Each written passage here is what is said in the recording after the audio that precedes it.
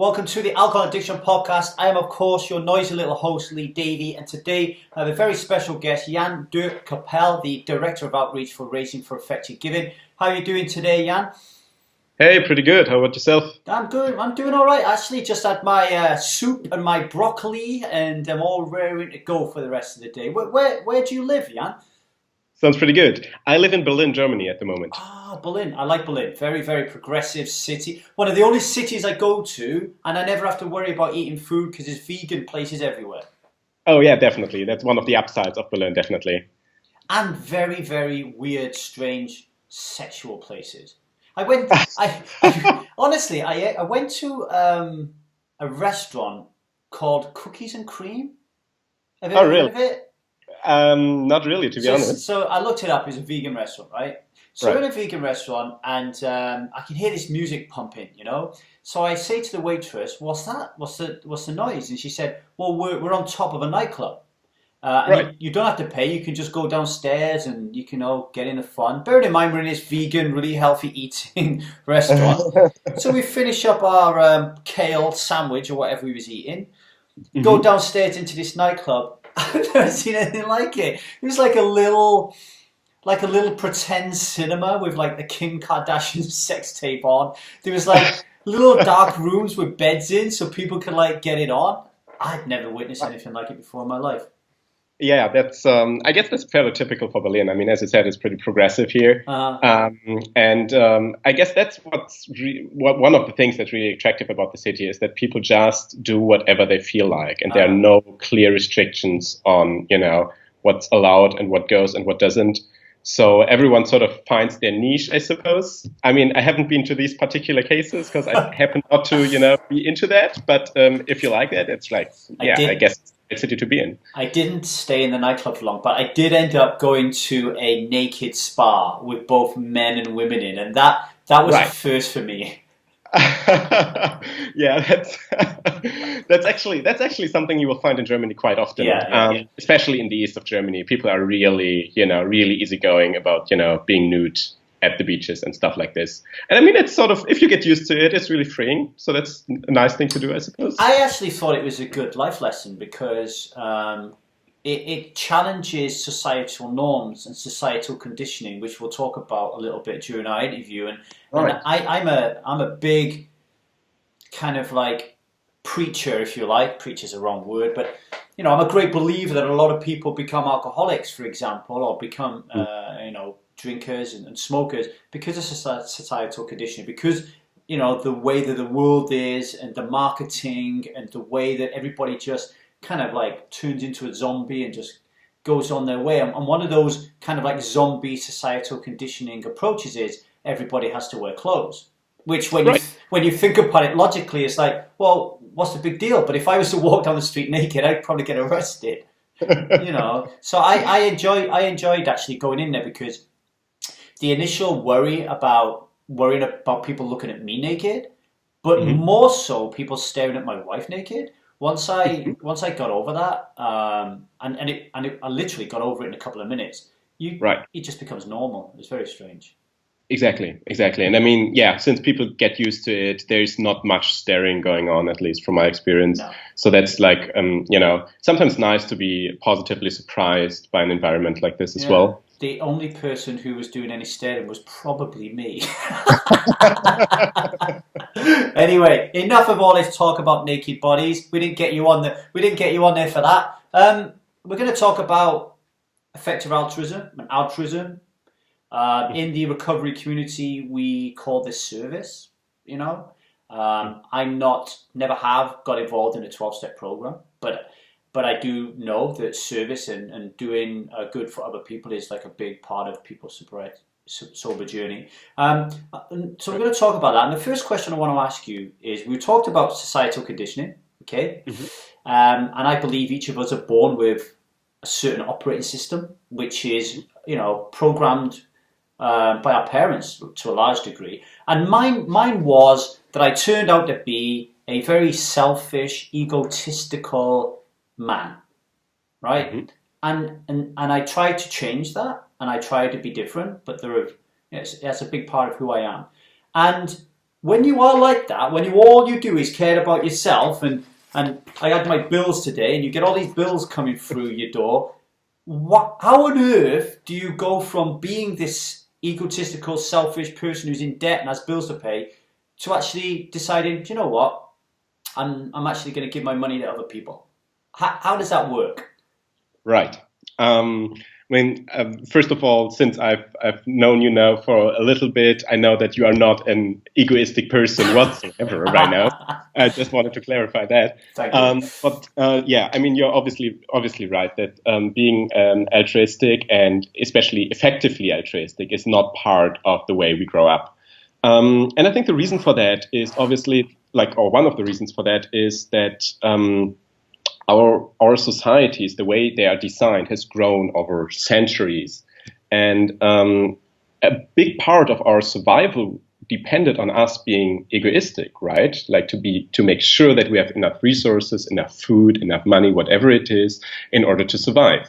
Therefore, our brains and also our social conditioning within our societies evolved towards just caring about ourselves, or at least about a very small group of people. We now live in a different, like a lot of us, fortunately, live in different societies, in societies that are well connected, where we have an abundance of food. I mean, most people in Western worlds don't need to, worry about getting enough to eat, or worry about, getting sick from some tropical disease or whatever. And I think actually, like, the world's connectedness, like having stuff like YouTube, having news from all over the world being brought towards us actually helps our brain to get closer to the people who live on the other side of the planet, right? Like, as soon as you see someone on the street, for instance, a person who's hurting or whatever, even if you're a very egoistic person, you normally have an urge to help the person, right? Yeah.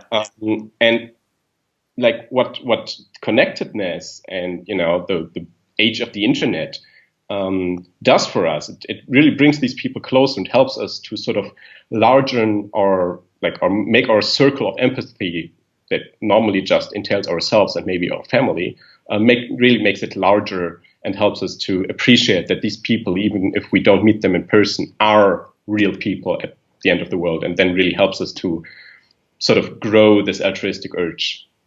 So what you're saying there is, biologically, go back 2 million years, we're all just looking after our wife, protecting her with this club from a saber-toothed tiger, and we don't really give a shit about anyone else. It's just like, let's just survive.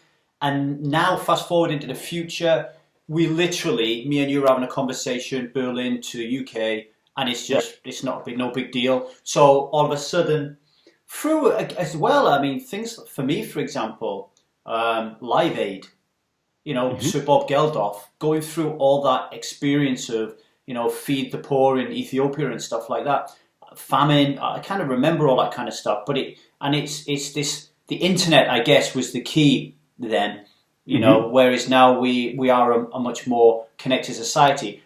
I'm going to ask you a difficult question. I know it's a difficult one. I do apologize, but I know it's probably one that's on everybody's lips. Even though we are now connected, we're more widely connected, and we'll talk about empathy a little bit later on because I've got some questions to ask you on that. Why should that matter? Why should I give my money to the Against the Malaria Foundation as opposed to keeping it for myself?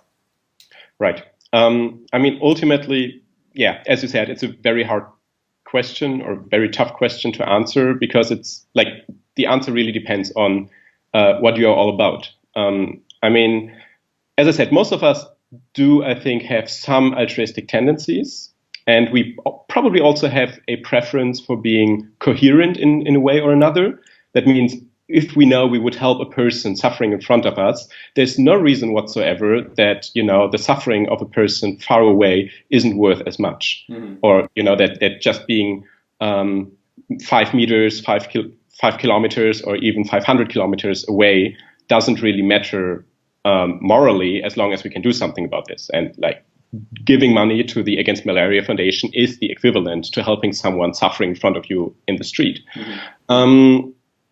But then ultimately, I guess there is no such thing as an objective objectively true moral thing that basically dictates that we should do that. I think most of us sort of feel this, maybe even a duty, if we see that people are much worse off than we are. But I don't think there is morality. No one size fits all here.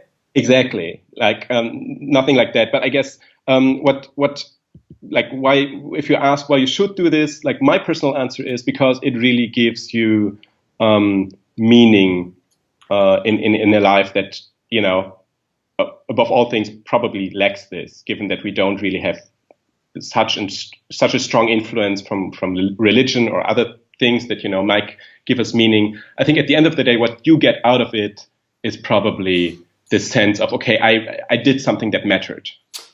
I think what you say there is right, and obviously I can only talk here about my own experiences because I'm not in the mind of anybody else. Although sometimes I do think that I am in the mind of my wife. So here's what I think, and you can comment on it. Mm-hmm. Once you start doing this, once you get into it and you start learning more about it, and you get over the uncomfortableness of sending several hundreds of pounds to, you don't know, you're just pressing the send button on PayPal, and that couple of £100 for a working class man earning 20, 30,000 a year is significant, particularly when Christmas is coming up. Once you get over that, you get this I got this real sense of meaning and purpose. And I call it the Oskar Shindler effect. I just wanted to just keep going and going and going and going. Yeah.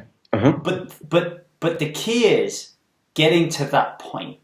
I didn't feel that great sense of meaning until I'd done it.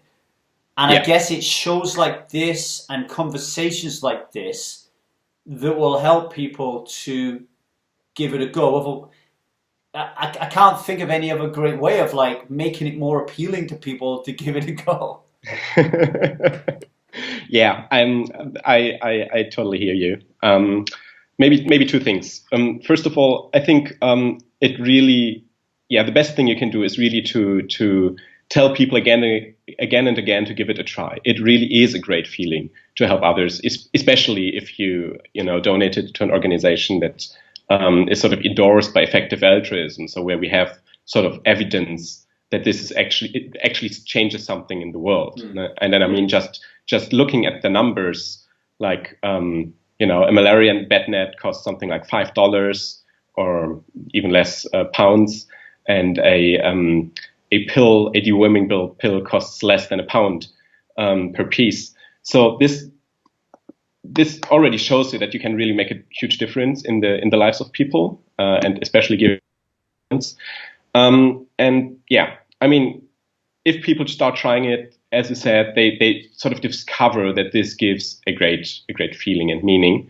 And then, of course, the extreme version, what you call the Oskar Schindler effect, not. I'm not entirely sure what it is that you experience, but from the movie, the Schindler's List movie, the last one of the last scenes in the movie. It's the one that makes everybody cry. Is exactly the one that makes everybody cry. And I mean, if we think of this scene of Oskar Schindler breaking down when it is all over, and pointing at his car and different things that he owns, saying okay, these are I should have sold these things in order to save.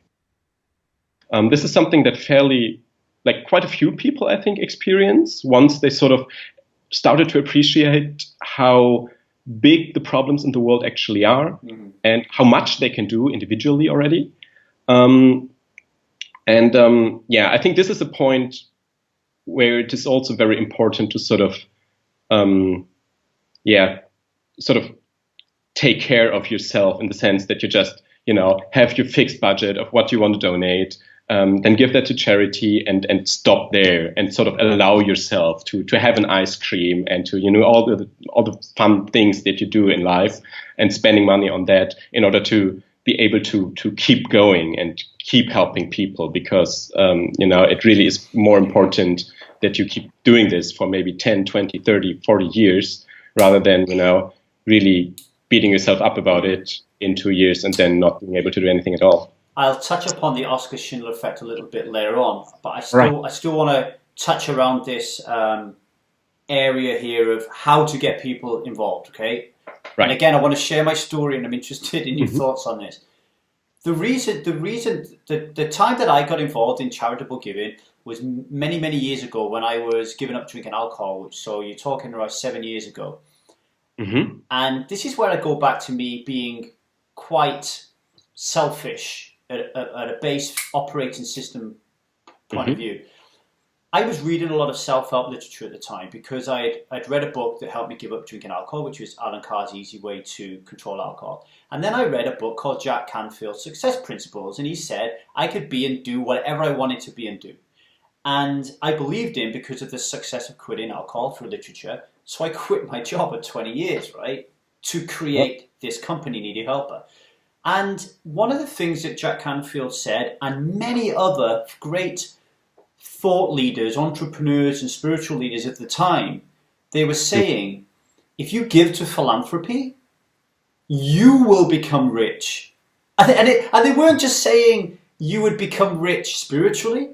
They were saying that if you give out cash, you will get more cash back. And I was thinking, well, I'll have a bit of that. So what is there? Have you ever thought about this before? This great belief that if you give more, you get more back. Because I look back at that now and I think, okay, what were they talking about? They literally weren't saying if you gave £1,000 a year, you're going to get 3,000 back. They're actually talking about the enrichment of your life, right?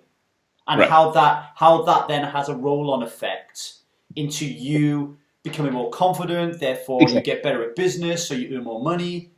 Yeah, and I actually think there's a lot of truth to it. I can actually draw on an experience like that as well. I actually got in touch with Effective Altruism while I think procrastinating something that I should have been doing during that time when I saw Peter Singer's TED Talk. And that, once that sort of sunk in and I was like, holy crap, I can really do things.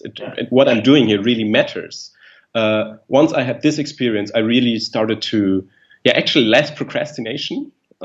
Because I had this sense of purpose and therefore, being more productive in all these things. So I think what you're saying is exactly right. By, giving away, be it cash or time or whatever, you get this sense of purpose and therefore are motivated to do more things that ultimately enrich yourself, not only spiritually, but, by being more successful in whatever it is you're doing, obviously also more in a material sense as well. The other thing that happened for me as well, just for people listening here, is once I started to donate to charity, I was never doing any actual research behind who I was going to give to. It was basically anybody who knocked on my door, and somebody knocked on my door yesterday asking for money. I'll talk about that in a minute. Anyone who knocked on my door, or any leaflet that come through the post, or any advert I saw on TV, I'd give some money towards. And then when I found out about effective altruism, and I understood the just base logic of, okay, if you're going to give £1 to somebody, you in your mind you think that £1 is actually going to that person, and to find out that it's not is a bit of a worry, and I just think that once I got into effective altruism and I met people like yourself and Adriano and Philip Gruesome and Igor, that changes your life as well. Because if you're the sum total of the 5 people you spend your most time with, and you're a selfish pig who's addicted to alcohol, your 5 people are likely to be people who are hanging around a bar. But now if you give to effective altruism and start to get involved in the effective altruism movement, the 5 people you spend the most time with are likely to be very selfless, loving, empathetic, beautiful people. And you start getting more involved in lots of different ways of thinking that you never would before. Right, definitely. That does really help. And it also, I'm experiencing this here at the at Raising for Effective Giving and at the Effective Altruism Foundation, like basically on a daily basis. Yeah. I mean, it's not only it's not like we keep talking about like effective giving all day long. I mean, at some point we are all agreed on this is a good idea. At some point, you do go to a naked spa and just chill out. But I mean, yeah, well, that actually might be an example. I mean, it's not like we've done this before, but it's actually about, you have an interest in helping these people near you also, having better lives, and you actually talk very openly about how you're doing and so on. Obviously, because it's really important to be generally doing well in order to be effective at whatever you're doing. So we actually talk a lot about, what is it that you might be troubled about, or something, that motivates you and so on. And we show that sort of share best practices. But having like this common denominator really helps in, getting these ideas around. So in addition to having like meaningful relationships, obviously, as well. Yeah, two key points there that Jan points out that I just want to emphasize a little bit more for the listeners. When we give up drinking alcohol, or any other addiction for that matter, there appears a vast amount of white space in front of you, a lot of time. And I talk about this a lot on the podcast. How you fill that time is really, really important. If you don't fill it with activities that align with your theme, with your purpose, with meaning, and you don't do the work to figure out what that is, the white space can become overwhelming, and you will probably fill it with your old addictions, right? Once you get into something like this and you start donating to somebody, all of a sudden, the drive and the desire to earn more money so you can give more money means that you start thinking about, okay, what am I doing for a living? All of a sudden, even a job that you don't like suddenly becomes meaningful, because without it you couldn't donate to these people. And you start to think yourself, how could I do more? Which then drives a very good, motivated behavior, which takes you further away from your addiction. So I just wanted to touch on that. And the second point I wanted to touch on for people listening, you also get very lonely. So you lose family, you lose community, you lose friends, and suddenly you become the only person in your tribe who doesn't drink alcohol. That certainly happened to me. And people are like, what do I do next? You need to find groups. I don't care if they're stamp collecting groups. I don't care if they're kitten collecting groups. I don't care if they are, whatever they are. Effective Altruist is a good example of a good group of people who are doing good in the world, that you can join that group and that will have a good impact on you. So I just wanted to touch on those two things because I think they're really important. Could you just explain, Jan, what is effective altruism? How does it differ from other forms of charitable giving? Right, with pleasure. I mean, like, in effective altruism is essentially in my opinion, quite obvious insight that we have limited resources, be it time, be it money, be it expertise. And effective altruism is the idea to invest these resources as effectively as possible to do as much good as we can. Like the first thing that I thought about when I heard, this idea of maximizing the good that we can do with the resources that are available, I was like, oh, well, isn't it enough to like do a little bit? If everyone does their share, isn't that enough? And I think it's really important to sort of appreciate the magnitude of problems that we see in the world. I mean, starting with, I think, 16,000 children every year dying from malaria. And that's just children under the age of 5. If we see like 16 billion land animals being slaughtered every day and having like miserable lives. And if we look at global things like global warming, or maybe also future technologies that develop, there are like lots and lots of things. And given that, it's really important to appreciate that if we saw these things happening right in front of our eyes every day, we would certainly, change a lot. And we wouldn't be okay with like just saving one child while there were 100 additional children dying round around. So I think this is like a very, very important point here. And since we found out in research that organizations, for instance, differ hugely in what they can achieve. For instance, you mentioned the Against Malaria Foundation. They actually are the most efficient organization at what they're doing, at really saving lives. That means like money that you invest there will not be able to do more anywhere else. I mean, there are like thousands of organizations out there, but organizations like the Against Malaria Foundation are really those who can save the most children from malaria in this case. Yeah.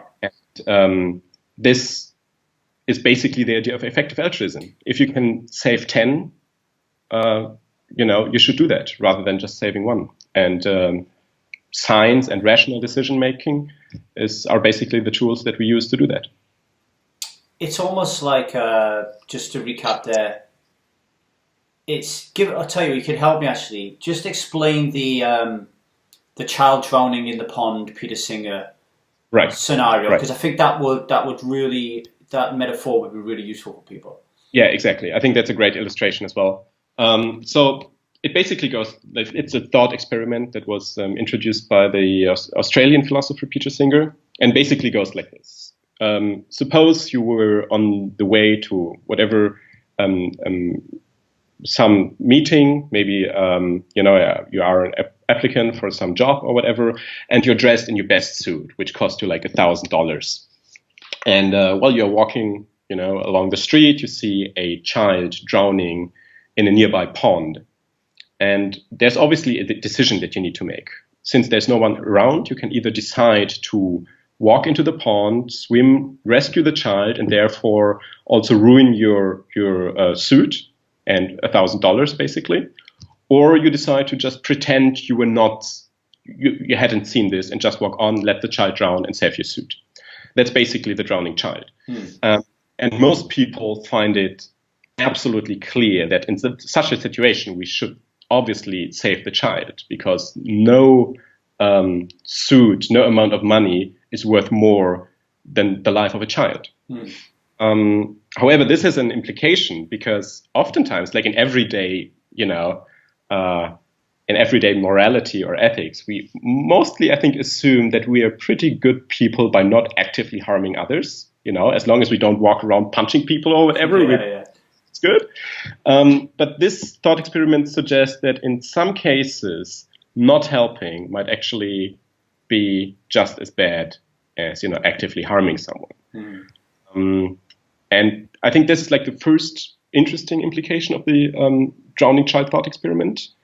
And I think if we take this metaphor a little further, it becomes even more interesting, because the question is, what would happen if you, again, wearing a good suit, get to, say, a pond or a lake, and there are 100 children drowning there? So what you would do in this situation? I mean, personally, I would probably just jump right in there, grab a child, drag it out of the water, and jump right back in. But that probably wouldn't,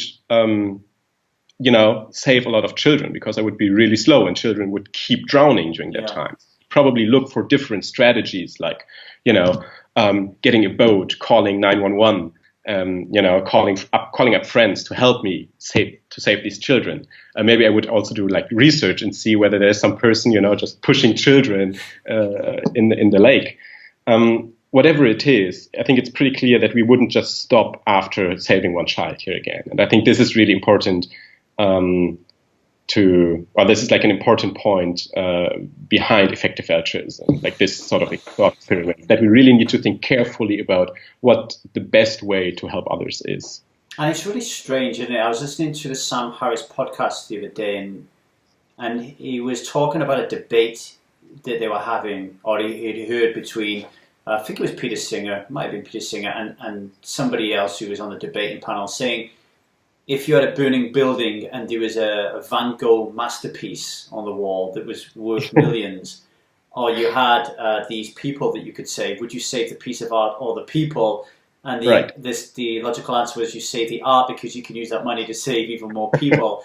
and I think there's a danger, I think, with some of those thought experiments, that then people start to forget that your ultimate aim is to save more lives, which is more logical. And they then start to feel that you are heartless in a way, which is completely incorrect. Exactly. And I totally agree with you. I mean, the whole idea of helping as many people as we can, as much as we can, was made up by philosophers. And philosophers like to be very clear in what they're saying. Maybe, contrary to popular belief, it's not about using very difficult terms. It's mainly about stating as clearly as possible what you mean. And thought experiments help in making very clear what you mean, that, helping more people is always better than just helping very few people. And then again, you're completely right. This sometimes leads to people appearing, cold-hearted or whatever. And I actually, I don't think that's true at all, obviously. If you want to help as many people as possible, you need to be very, have a very kind heart. You really need to be altruistically motivated to just consider doing this, for whatever reason. Yeah, because it's a more difficult decision for you and goes against the grain of how you kind of your biology screaming out save the child. It's a much more difficult decision to not to and to get the piece of art. It's there's another one going to come up right now, and I want to ask you this actually, because I'm a great believer when it comes to quitting alcohol that being rational and having a rational logic approach really helps. And something that's going to happen, it's already happened, but it's going to happen more and more. As Elon Musk gets more and more successful and starts to introduce changes into the world that saves lives and saves our planet, one of the things he's going to introduce, it's already happening, is driverless cars. And at some point, and it's already happened, but it's going to happen more, driverless cars are going to kill people. And the whole world is going to freak out and say that that they have to stop because it's disastrous, and completely forget the rationality that we as human beings will kill millions more people than a driverless car will. Definitely. And my question, I guess, for you, another tough one. How can we teach people to be more rational? How does that work? Is there books out there that people can read? Is there training courses? Do we have to go and see Elon Musk and be reprogrammed? How do we get people? And the reason I'm asking this question, Jan, for me personally, as an ex-alcoholic, drinking alcohol is completely irrational. And once I learned that it was irrational and injected rationality, I didn't have a craving or desire to drink. It was like there was no value for me to drink. The value is illusory. It doesn't exist. I've lost my desire. So I waffled a bit then, but how can we improve rational thinking? Right. I think at its core, actually, we can obviously teach people about cognitive biases, that we just perceive the world, or like we feel that we perceive the world like objectively, but we clearly don't, and psychologists can show that all over the place. We can teach people about all these things, and people have been doing this for quite a while, but I don't think this is going to cut it. I think one of the best approaches actually starts with emotion, and I think rationality at its core really starts with emotion. There's a really great TED Talk, again, by Julia Galef on the soldier mindset versus the scout mindset. And the soldier mindset is basically what we per default try to do. We try to defend our opinion, the opinion that we happen to have for whatever reason, because it's really, again, we have Stone Age brains. It's really important for us within our little 100-person society to appear as like a leader or strong, whatever. So we have an incentive to argue for the opinion, whatever it is. So that's the soldier trying to defend a particular opinion. And I think most of us, per default, are most of the time in that mindset. You don't have to look at YouTube comments to sort of, feel that. And as opposed to that, there is the scout's mindset. And the scout is basically concerned with detecting the truth and finding out more about the environment and so on. And the scout is happy to find something new. Right, to have like a new opinion or a new insight into something. And if we can sort of get ourselves to emotionally switch from the soldier mindset to the scout mindset and be actually happy about people giving us a new perspective and enabling us to update our view of the world, this will actually do a lot and take care of most, biases and so on pretty quickly. And it's really interesting because my decision to quit drinking alcohol was the catalyst, was the trigger that switched me from soldier to scout. Right. So Really. Are we saying that something needs to happen in our life?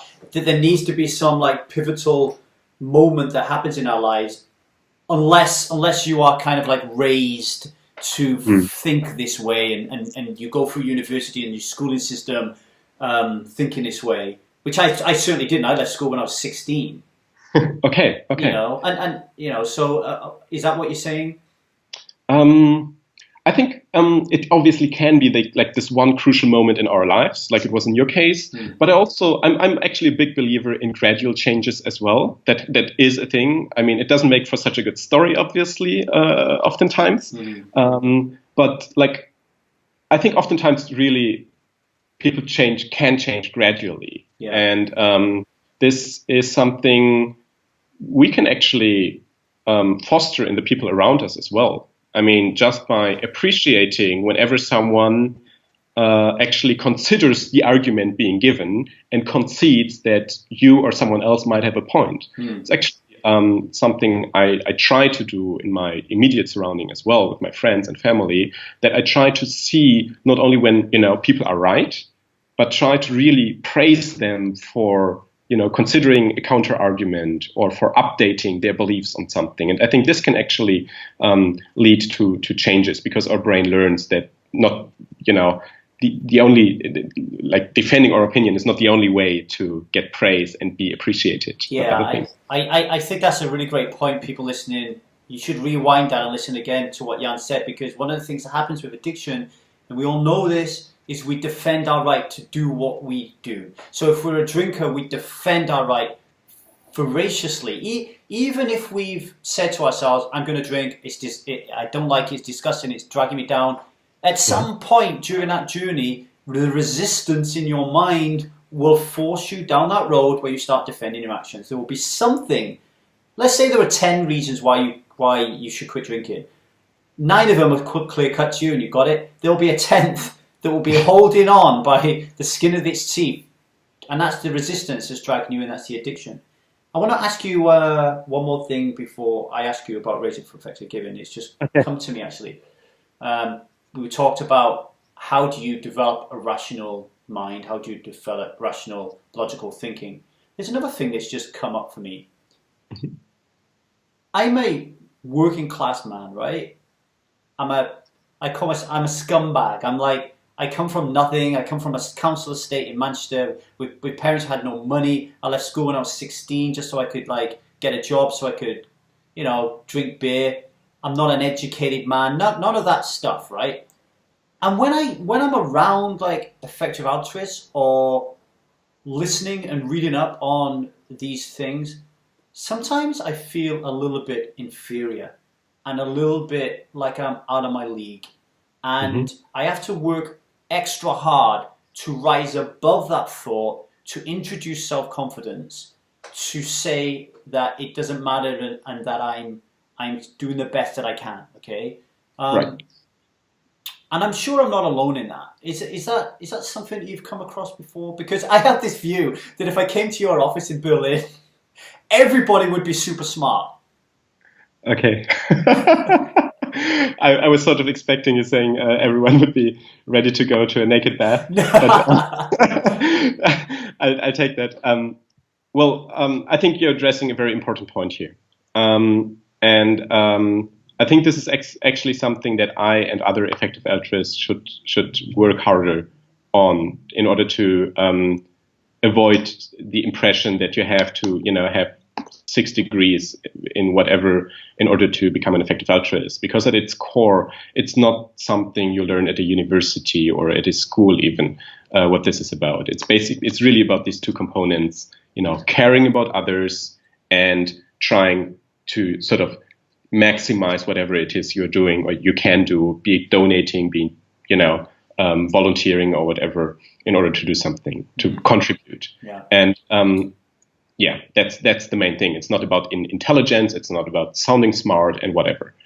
Now, the whole movement was founded or was thought up at universities, and it's really hard sometimes for people with a academic background to use just simple words in order to describe things, and I find that in myself. So yes, I've encountered that before.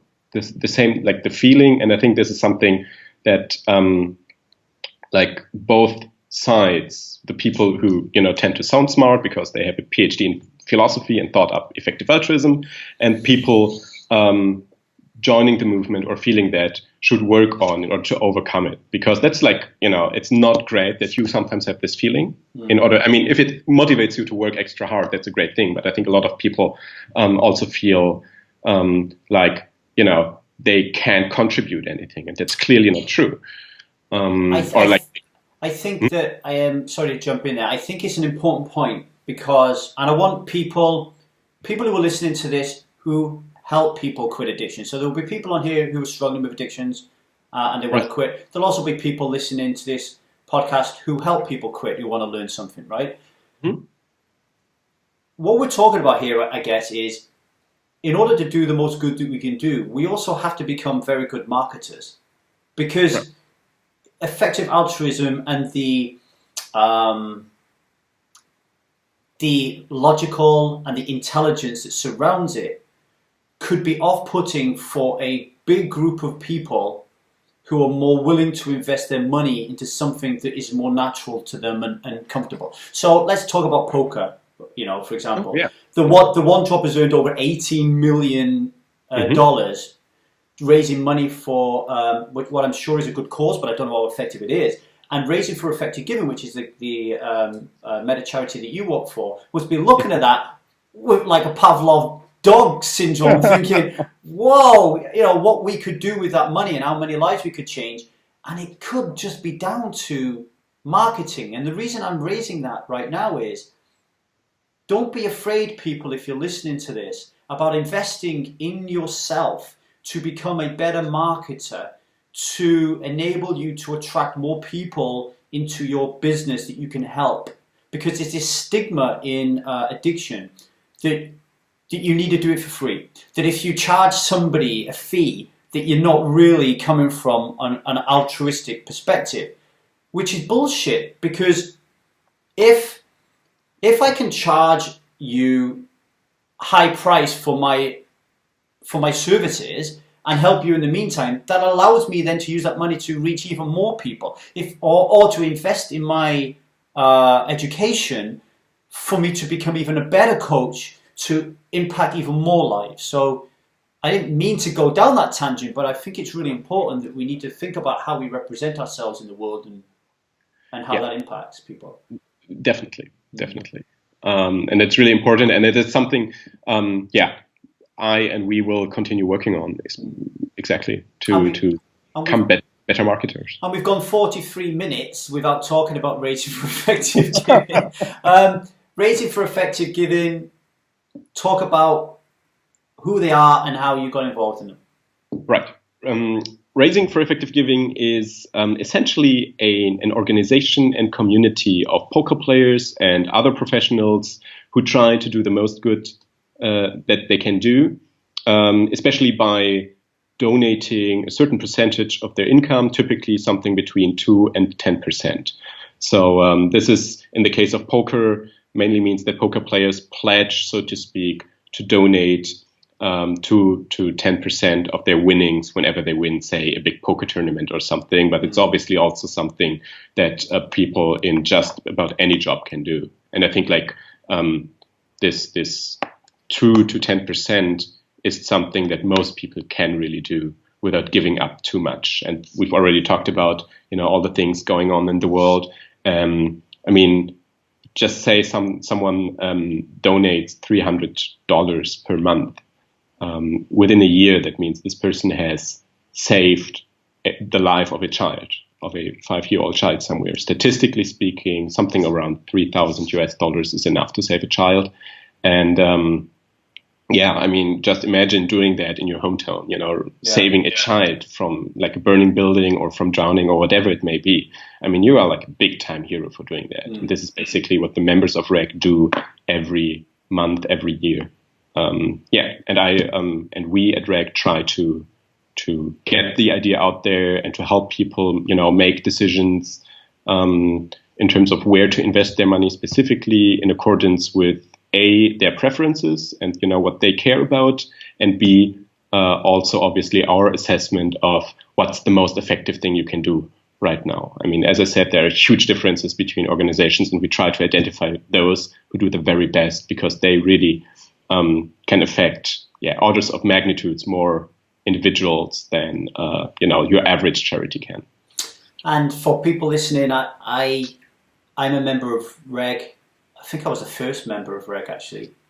Really? Okay. Yeah, I'm pretty sure I'm member number one. And I want to tell a story and be honest here about something that I've not talked about openly before, because I think it will be something that might affect people.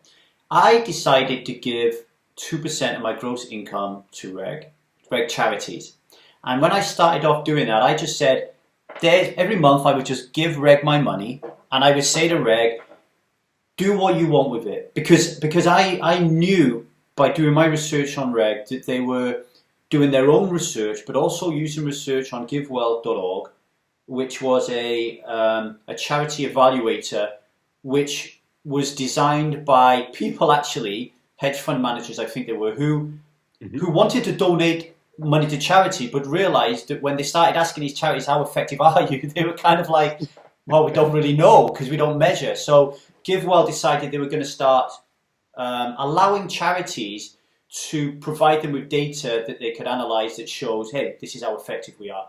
So for people out there who like simple speak, basically the reason I do this is I want to make sure that I get the most value out of the money that I donate. So I want to make sure that it has the biggest impact, and that's what meta charities like REG and charity evaluators like GiveWell, they do. So I started at 2%, and my goal was to raise it by 1% every single year until I reach 100%, to challenge myself and to continually to do well. But then I got to 5%, and at the same time I got to 5%, I moved home, and I got a bigger house. I had a child. I decided to drop some contracts to spend more time with my family and to concentrate more on building the needy helper, because people listening to this will know I earn my money not through helping people quit alcohol, but by writing poker articles. And I couldn't afford the 5%, and I had to stop it. And it had me in tears because it made me feel like I'd let those children down. It made me feel like a really bad human being because I had made the decision to upgrade my house for my family when I could have stayed where I was and been miserable. But then you've got to see that through and say, well, then you're not happy, you could lose your wife, you don't see your daughter, you go into depression, now you can't even do anything else.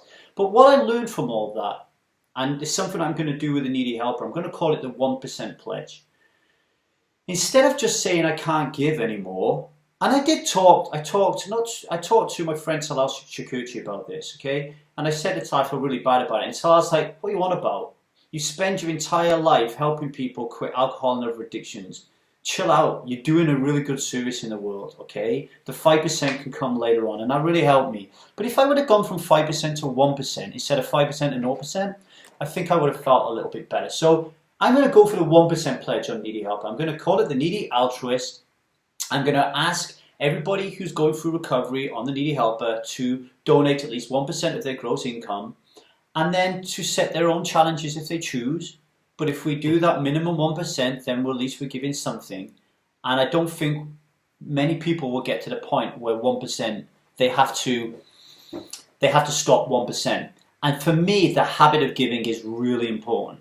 Once you stop giving, if you don't set up a direct debit to give, it could be so easy not to give, So that's what we're going to be doing. Actually, 5% of everything Needy Helper makes is going to be going to Raising for Effective Giving and Effective Charities. and 1% of my own income until I earn more and I can gradually increase that. Yeah, that's really, really great. And I think, that sort of picks up what we talked about earlier. Like you sort of nudging people to also give part of their income to just experience it in, with like not a large sum or whatever, but a little part might really get people to experience this sort of, meaningful experience that giving and helping others is really all about. Well, this is how positive it can be. Okay, I have a member of the Needy Helper Hub called Angus. Angus is 3 months, going on to 4 months sober now. He still struggles with it. Mm-hmm. He's still struggling to find meaning and purpose, which is a trigger, which is a problem that could lead back to him going back to his addiction. And through his association with the Needy Helper Hub, he's found Effective Altruism. He's read up on the Peter Singer books, and he started to create a peer-to-peer network where he's investing his money in little businesses to earn money to give to effective charities. And he said it's really spurring him on. But what he's doing is really important as well. Not only is he giving to effective charities, but he's also keeping a little bit and giving it to a local food bank so he can just walk in there and give it. Mm-hmm. I think that to me is like, it might not be the most rational decision, but to me, if that helps him, I think that is really cool. Absolutely. I totally agree with that. If we all have to figure out some ways to keep going, and if that, if giving to a local food bank is something that really, gives us this feeling of, hey, I'm being needed, and I'm doing something, I'm actually moving something. I find that completely understandable and a very rational thing actually to do if this really helps me to get going. So, people talk about instrumental rationality. It might not be like in the first place the most effective thing you can do to change the world, but it gets you there and helps you to keep doing that. So that's, actually a great decision. I'll talk about that, the knock on the door I had yesterday. So someone knocked on the door yesterday, and I went out there, and it was this young man in a St. John's ambulance uniform. Uh-huh. And he started talking to me about the lack of first aiders in the UK, how people die because there are not enough first aiders. And then he hit me with and will you give me some money so we can improve the St. John ambulance? And it was one of those situations where I said to him, look, I'm really sorry, but I already give my money to a different charity. And I didn't want to get into the whole debate with him. Right. But these people, he was like super pushy. He's like, yeah, but you can donate to us as well. We can set up a direct debit. You can only get, and I'm like, no, I'm actually giving my charity to someone else. And it was difficult. It's a difficult thing to do, to stick with your guns and say, no, this is how I'm going to give my money. But I think what effective altruism does is it gives you that clear sighted understanding and purpose as to why you're giving. And I think that is really important. Right. And I can tell you from firsthand experience as well. I mean, everyone has days where it's like, whatever, how to get out of bed, or you're like, it's autumn or this November now and it's getting dark and you're like, oh, wow, this really sucks and it's really hard to keep going and whatever. What really helps me is to take a step back and, think through the reasons why I'm doing this again. Yeah. And as you said, there are very clear arguments for what I'm doing, what you're doing, and that really helps through these situations as well. Be it that you are confronted with someone being pushy and wanting you to donate somewhere else, or be it with not being motivated in this very moment to work as hard as you can or whatever. So definitely. I mean, we just got to think here, fellow addicts. We're very selfish people. That's why we get into addiction. We put ourselves and our addictions ahead of everybody else. So if you want to change it, what is the opposite of selfishness? It's being unselfish, right? So it makes rational, logical sense that if you want to turn your life around, try focusing your attention on helping other people solve their problems. And that will be a big thing for you. I want to ask you a few more questions before you go. We want to do the most good we can do, right? So following that logic through, every human life is equal to another human life. Unless, I guess, let's say both are very healthy. So you have a healthy young lad in Malawi or a healthy young lad here in Cardiff. Each life is equal. Where does animals come into this then? Right. Well, you can obviously, like throughout our history, humans have discovered that the worth of a human life doesn't depend on whatever the color of their skin or, the place they were born at. I mean, this is pretty much common sense by now, at least for most people. Probably not all, but most people sort of agree on that this shouldn't be, decisive. But the reason why a human life is worth something is that we have like our own experience. We experience suffering. We, have preferences to be unharmed and all these things. That's why we abolished slavery and did all these things. And, animals come into that if you take the logic a step further, because again, obviously animals look differently. They're probably not as smart as we are, or at least most of them are not. And they look very differently. They have different DNA. They don't speak and all these things. But then again, the reason why I and most effective altruists think that animals have moral value as well is precisely because we know from neuroscience and from psychology that animals probably have a very similar way of experiencing things. So a chicken does have a strong preference not to be eaten and not to be raised under terrible conditions and everything like that. And if, the basis for or what we value morally is individual experience, then we have to include animals as well. That's basically the logic behind it. And I mean, we can think about it the other way around. If we were to say, well, I concede that animals have some sort of, qualitative experience, but I'm not ready to, care for that at all, then we must face the fact that a pig normally has the intelligence of a 3-year-old kid. That's, roughly the equivalent. Yeah. The sorts of tasks they can solve and all these things. So if we are to sort of, mention intelligence as a decisive factor, why or why not we should care for a being, we should be or have to be okay with, little children or little 3-year-old children being tortured and eaten, or people with disabilities and stuff like this. So this would be very inconsistent. And therefore, most effective altruists think that animals have a moral value as well. Now, it's very hard to say whether an animal or whether an animal is, worth as much as a human.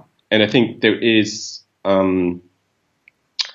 that's a very, very different, very difficult question to answer. But I think most of us would concede, given that maybe some people have cats and dogs as pets, that, animals have some moral value, and we should also allocate some of our resources into, preventing the most terrible suffering. And the same logic applies. So, right. I know my brother-in-law just donated quite a decent sum of money to local animal charity in Korea, for example, because of his love for dogs.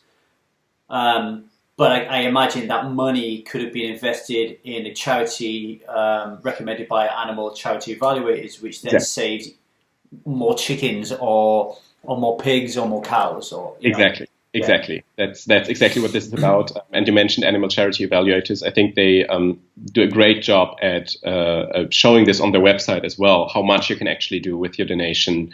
I don't know the exact numbers right now, but you can save with a relatively small donations. You can prevent a life in suffering for hundreds or even thousands of animals. And I think that's a great thing to do. If people get over to animal charity evaluators right now, actually, they've got a matching donation thing going on at the moment as well. When I first started giving a reg, like I said, I just used to say, there's my money, do what you want with it. Then I changed my mind a little bit, and then after, I tell you what, I changed my mind after watching Earthlings, the documentary. Okay. And as soon as I watched Earthlings, the documentary, I started to do 50% to animal charity evaluators, and then I gave the other 50% to the Against Malaria Foundation. And I had a really nice email actually from someone within the Against Malaria Foundation saying, "Thank you very much for your donation. This is how much you gave us, and this is what we did with it." And I thought that was really cool. Two more questions. I'm definitely going to let you go. One, I'm curious about this one. It's just popped in my mind. The whole premise of effective altruism and how it works is this connectedness we have with the world at large, recognizing that all human lives have the same value and that animals are sentient beings just like us and they suffer like we do, etc., etc. And when you see the UK voting to leave the European Union, and you see what's happening right now in the United States, and the fallout in both countries, quite clear, and I've had this effect as a half Chinese Englishman living in Wales. I've been on the receiving end of this. There's this fear of anyone who's different. There's this safety amongst our own colour, our own kind. Have you guys and girls at EA headquarters, have you been thinking about this and thinking, this is not actually a good change in direction for effective altruism? Right. Yeah, definitely. I mean, as I think most people, we were by both outcomes, we were pretty surprised, to be quite honest. Which led us to update on some beliefs we have about the world and about like the way people decide.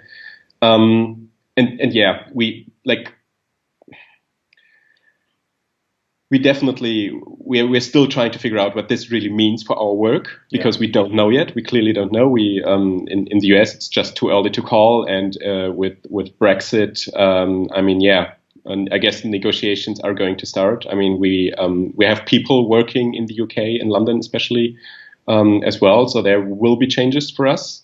Also in terms of which sort of organizations are recognized as tax deductible in different countries. Within the EU, it's fairly easy to be recognized as soon as you're recognized in one country. With Britain, leaving the union, this will all change as well. So they are like, and actually, tax deductions are a good argument in favor of donations as well, because in most places it's just 100% on your tax receipt, right? So yeah, we're still trying to figure that out, but in general, we do believe that also because it might be an example, or like these events might give an example to other,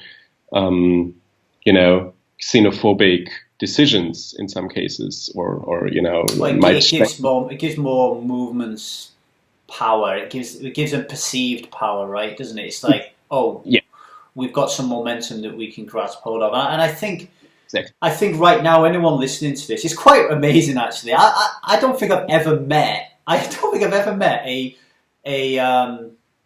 Trump supporter. And I've never openly met anyone who's voted to leave Brexit, although I'm pretty confident my parents voted to leave. But they've never said it to me, but I'm 99.9% sure they did. I've never met these people, but they obviously exist. For those listening who still believe in the unity of the world, still believe in what I perceive to be progress and change in the world, in how we were caring for our planet and caring for our fellow human beings. Now is the time more than ever to invest in effective altruism, to seek out companies like Raising for Effective Giving, to give, to embrace, to show solidarity in giving to people of whatever need, irrespective of race, creed, disability, gender, preference, whatever. Just give and show that it means more to be human than what some quarters are portraying at the moment. That's very well said. I couldn't I couldn't say it better. I think right now it's definitely the time to get up and do something. I mean, we always think in marginal costs. And so what is it on the margin that you can do with your resources, time and money? And I think in a lot of cases, it's the easiest thing and the most effective thing we can do if we have a job and do stuff is actually to donate to very effective charities to change things in the world. But I think we also have other resources that we might spend differently, like the time that we maybe would have spent at a pub, or the time that we used to do other things like watching TV or whatever. I think it's fair to also engage in things that are not in terms of global impact the most effective things, but actually strengthen local communities and inclusion and so on, because that in the long run is what also effective altruism depends on. If we can only do the things that we can. I mean, it's not a coincidence that effective altruism just came about like a couple of years ago. Yeah. It came about, or we are able to care about these things because we are in relatively stable, relatively wealthy societies. And it's really important to use, some of our resources like time to make sure that they stay stable and stay wealthy as well. And now more than ever. Jan, I just want to sign off with a little bit of gratitude. Normally, when I'm on this podcast, I'm talking to people in the addiction field, either people suffering from addictions or trying to help addictions. And I always thank them for choosing to spend their time helping other people change their lives, right? I say that, change their lives. But what you are doing with other effective altruists is you're not changing lives, you're saving lives. So let's picture this a minute. People like Jan are preventing children in the world from dying. They're preventing millions, if not billions of animals, or trying to prevent billions of animals from being slaughtered a year unnecessarily and suffering a great deal. And if you don't believe that, watch the documentary Earthlings and it'll soon put you off your meat. So I want to say thank you very much for deciding to do that, Jan, because I know from personal experience it's not easy. A lot of things go on in your head when you take this route, but deep down you know in your heart that it's the right thing to do, and I just want to thank you for that. Thank you very much. Is that okay?